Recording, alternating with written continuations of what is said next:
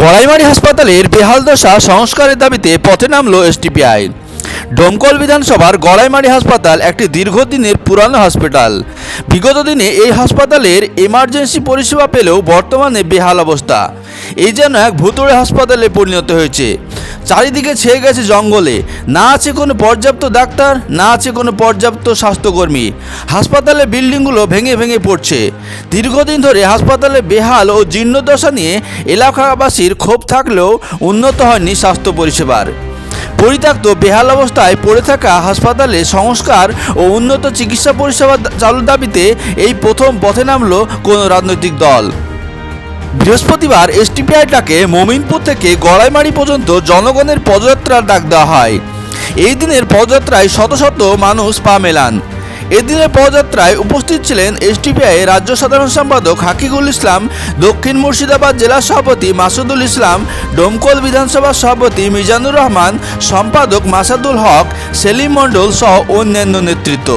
মমিনপুর থেকে গড়াইমারি পর্যন্ত পদযাত্রা শেষে গড়াইমারি বাজারে সভার মধ্য দিয়ে এই কর্মসূচির সমাপ্তি হয়। এদিনের সভা থেকে এসডিপিআইয়ের পক্ষ থেকে অতি শীঘ্রই হাসপাতালে জরুরি বিভাগ চালু, রাস্তা সংস্কার, প্রয়োজনীয় ডাক্তার, নার্স ও সরঞ্জামের অভাব পূরণ, নিরাপত্তার ব্যবস্থা সহ 5 দফার দাবি জানানো হয়। 15 দিনের মধ্যে 5 দফা দাবি পূরণ না হলে অন্যথায় আমরা জেলা স্বাস্থ্য দপ্তরে ডেপুটেশন ও বৃহৎ আন্দোলনের পথে নামব বলে হুঁশিয়ারি দেন এসডিপিআই রাজ্য সাধারণ সম্পাদক হাকিকুল ইসলাম।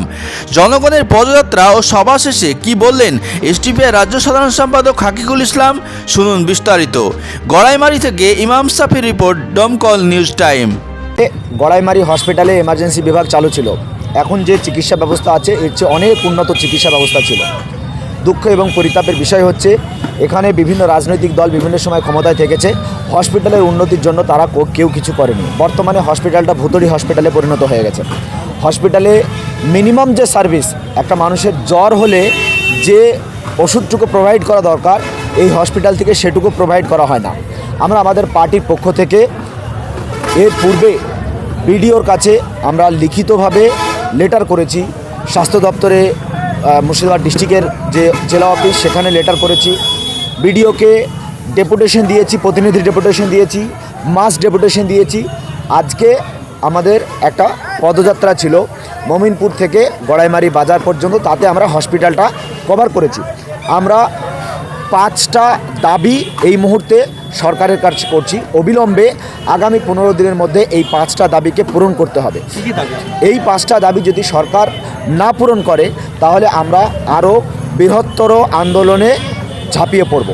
প্রথম নাম্বার দাবি হচ্ছে হসপিটালে অবিলম্বে এমার্জেন্সি বিভাগ চালু করতে হবে। নাম্বার 2, হসপিটালের পূর্ণ সংস্কার করতে হবে।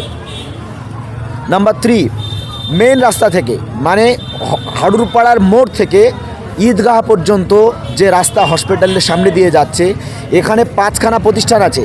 একটা হাই স্কুল আছে যাতে প্রায় 4000 ছাত্র পড়াশোনা করে, একটা হসপিটাল আছে, একটা প্রাইভেট স্কুল আছে, তারপরে একটা ঈদগাহ আছে, গোরস্থান আছে যাতে ডেড বডি বহিয়ে নিয়ে যাওয়া হয়। ডেড বডি বহাতে গিয়ে সেখানে হুঁচুট খেয়ে পড়ে গেছে, এরকম উদাহরণও আছে। অথচ সেই জরাজীর্ণ হসপিটালের যে রাস্তা এখন পর্যন্ত সংস্কার হয়নি। 3 নম্বর দাবি হচ্ছে রাস্তার অবিলম্বে সংস্কার করতে হবে। নাম্বার 4, উন্নত চিকিৎসার সরঞ্জাম এবং পরিষেবা নিশ্চিত করতে হবে। নাম্বার 5, হসপিটালের পূর্ণ নিরাপত্তার ব্যবস্থা করতে হবে। সেখানে মানে নিরাপত্তা নেই, যে সমস্ত লেডি ওয়ার্কার আছে হসপিটালের তার নিরাপত্তাহীনতায় ভোগে, ঠিকঠাক টাইমে আসতে ভয় করে, এমন একটা পরিস্থিতি সেখানে ভূতের হসপিটালে রূপান্তরিত হয়েছে। পরিপূর্ণ নিরাপত্তার ব্যবস্থা করতে হবে। বিল্ডিং, স্টোর রুম থেকে এভরিথিং টোটাল নিরাপত্তার ব্যবস্থা সরকারের করতে হবে। এই 5 দফা দাবি নিয়ে আজকের আমাদের সভা ছিল। আমরা এই সভা থেকে এই 5 দফা দাবি আমরা বলেছি। আগামীতে এই 5 দফা দাবি সরকার না মানলে আমরা বৃহত্তর আন্দোলনে। এলাকার সাধারণ মানুষ, ঘোড়ামারা এবং গড়াইমারি 2 অঞ্চলের মানুষ উপস্থিত ছিল। আমাদের নেতৃত্ব হিসাবে পার্টির জেলা সভাপতি মাসুদুল ইসলাম, আমি হাকিকুল ইসলাম উপস্থিত ছিলাম।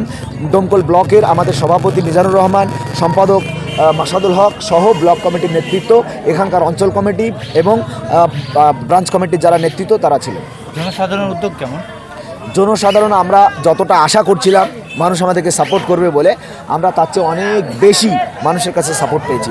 আমরা ধন্যবাদ জানাচ্ছি গড়াইমারি এবং ঘোড়াপাড়া অঞ্চলের সাধারণ মানুষকে। থ্যাঙ্কস টু অল, আমাদেরকে তারা সাপোর্ট করেছে সেই জন্য।